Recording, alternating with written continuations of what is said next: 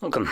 In front of me is a ZTE Blade V8 Lite, and today I'll show you how to hard reset the device through settings.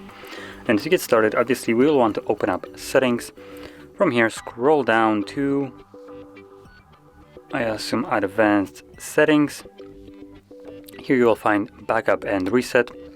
And in here at the bottom you have factory data reset. Now once you click on it, it does give you a message that performing this will remove basically listed items right here. So Google accounts that no one cares, but probably the things that people do care are things like photos, music, and documents, user data, downloaded apps.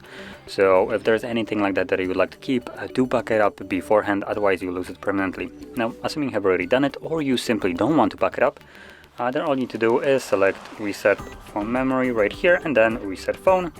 If you have some kind of protection on your device, like a PIN, pattern, password, you will need to confirm it. And once you do that, select erase everything, and this will now begin the process. Now this will probably take a couple minutes, so just be patient, but once it's finished, you should then be greeted with the Android setup screen. So I'll be back once that is visible.